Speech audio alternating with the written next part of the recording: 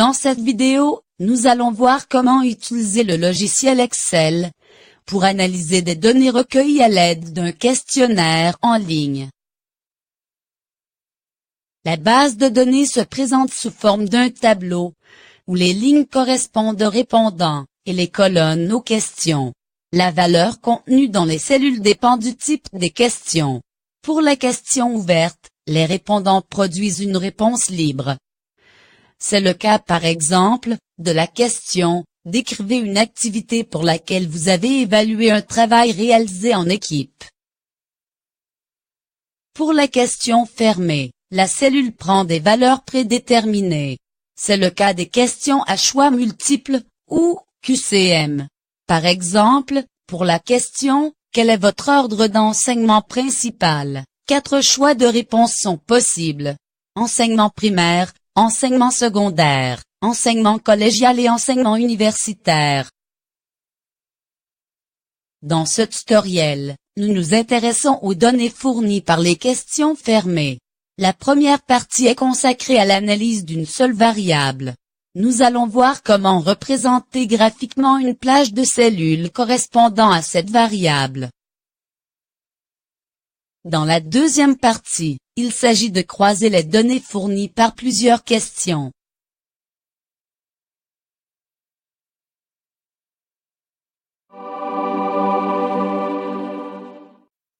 Dans cette partie du tutoriel, on voudrait analyser les données d'une question précise.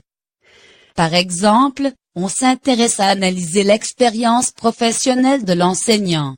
On doit donc se focaliser sur la colonne « Depuis combien d'années enseignez-vous » L'objectif est d'analyser cette variable, grâce à un graphique simple à interpréter. Voici les différentes étapes permettant d'atteindre cet objectif. On commence par nommer la plage des cellules, correspondant à la variable à analyser. On sélectionne d'abord les cellules concernées.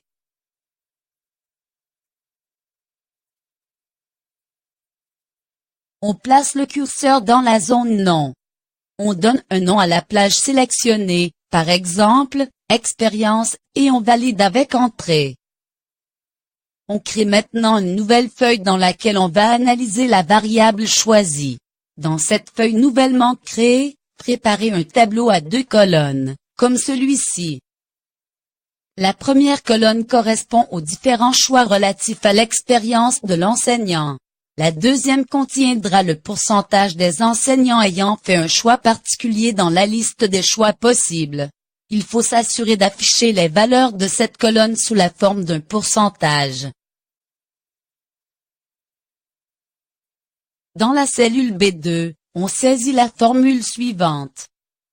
Cette formule permet de compter, dans la plage « Expérience », le nombre d'occurrences de la valeur de la cellule A2, et de diviser ce nombre par le nombre total des réponses, 18 dans notre cas. On obtient ainsi le pourcentage des enseignants ayant répondu 0 à 5 ans. Il faut étendre cette formule au reste des cellules, en vue de faire le même calcul pour les autres choix.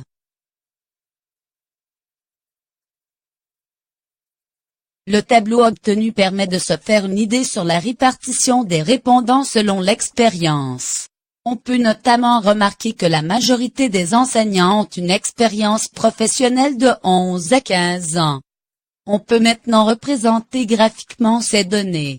On sélectionne d'abord l'ensemble du tableau, puis on insère un graphique, par exemple, un graphique en secteur.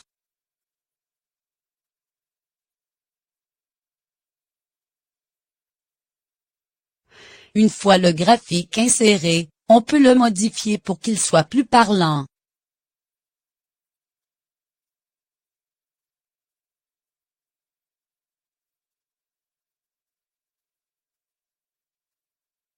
Voilà, nous venons de voir les étapes nécessaires à l'analyse d'une simple variable.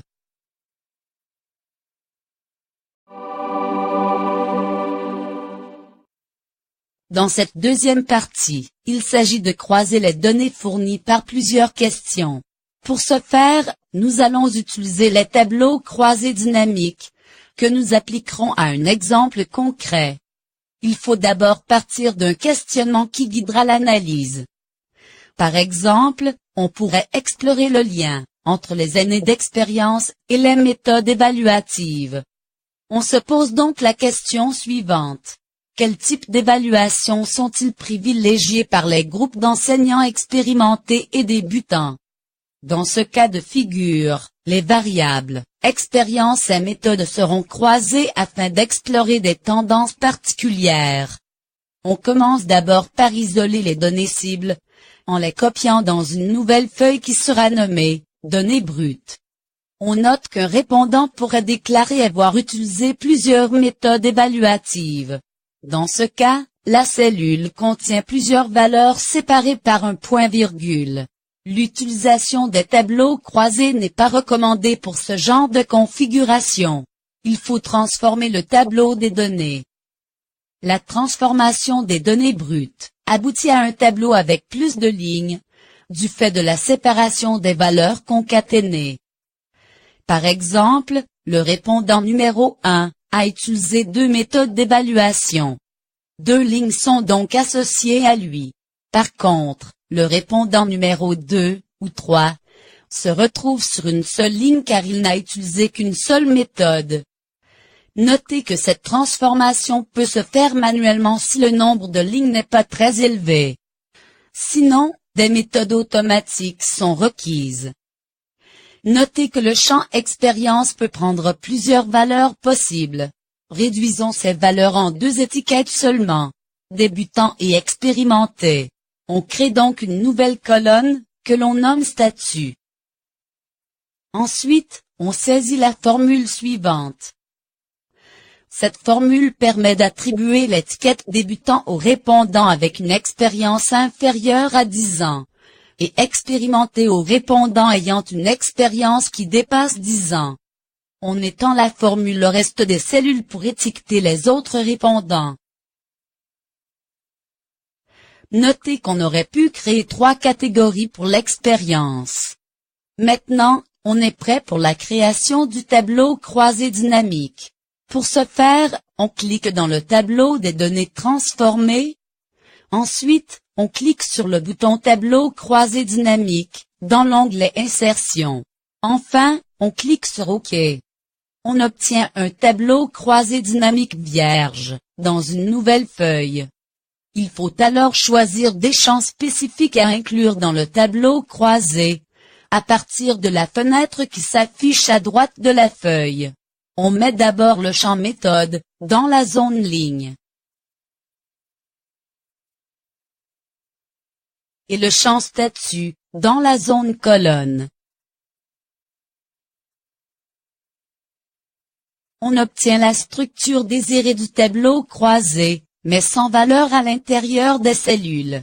Pour remplir le tableau, on glisse le champ répondant, dans la zone valeur. Ce qui nous intéresse est le nombre des répondants. On change donc le type de calcul souhaité, de somme, à nombre.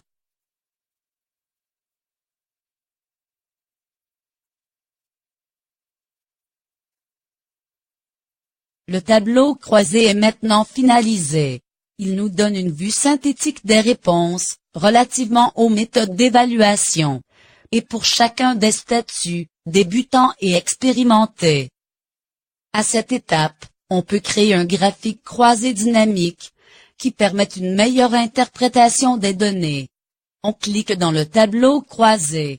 Puis, on clique sur le bouton Graphique croisé dynamique, dans l'onglet Analyse. On choisit le graphique à insérer, et on valide. Grâce à ce graphique, on peut faire des interprétations et vérifier nos hypothèses de départ. Par exemple, on peut remarquer que la méthode « évaluation par l'enseignant » est privilégiée par les enseignants expérimentés.